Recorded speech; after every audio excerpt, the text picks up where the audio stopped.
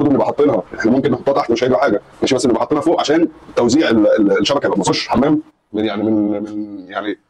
طبعا زمان كان في حمامات اوسع من كده وفي مناطق بيبقى فيها حمامات اوسع من كده، بس احنا بنتكلم على شقه بالمساحه دي، الحمام واسع جدا تقدر تعمل فيه، عايز تعمل بانيو اعمل بانيو، عايز تعمل بانيو وكابينه ما عنديش مشكله، عندي بانيو وكابينه ويونت حوض وقاعده ما عنديش مشكله، تمام، اللي هو المساحه بتاعته فعلا سيوتبل، تمام ماشي. يعني احنا عندنا القاعده ماشي، المنطقه دي يتعمل فيها بانيو وكابينه، وعندي يونت حوض هتتحط على اليمين.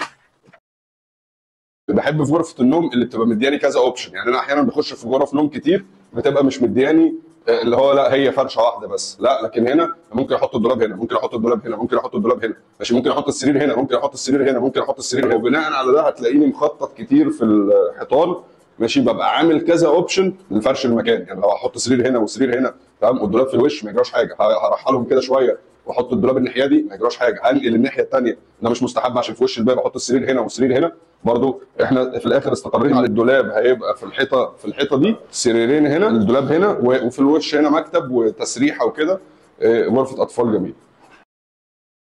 الاوضه الثانيه برضو مدياني كذا اوبشن ان احط السراير هنا او احط السراير هنا، احنا اخترنا ان احنا نحط الدولاب هنا ونحط السريرين هنا، وهيبقى في الوش مكتبه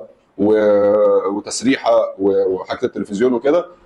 عارف انت الشقه اللي هي الدنيا بتبقى رايقه فيها من اولها كده، هي دي هنا مجرد هنحط لمسات فعلا ديكور بقى. حتى لما نيجي بقى على جناح الماستر، اول ما بتخش من جناح الماستر عندك طرقه مدياك البرايفسي على اوضه الماستر جوه، فيها الحمام واسع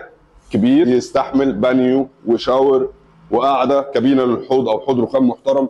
المساحه بتاعته محترمه جدا. وهنا برضو عندنا ممكن الدولاب يتحط هنا، ممكن الدولاب يتحط هنا. احنا اخترنا في بلان الفرش ان السرير بتاعنا هيتحط هنا اهو كده، والدولاب بتاعنا هيبقى على الشمال، وهناخد الجزء اللي في الوش ده واسع، هيبقى فيه سيت اريا، كرسيين صغيرين كده فعلا، وانا مستلمها كده، والمحاره بتاعتها يعني ممكن تكون معديه 80 90%، حتى فتحات الكهرباء اللي معموله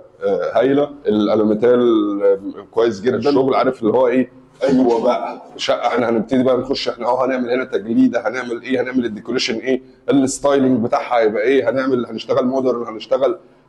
ار ديكو، هنشتغل بوهو وخلاص. حتى لو انت بتدور على التوفير، هو ده التوفير، انت موفر مشتري دماغك بس. السلام عليكم.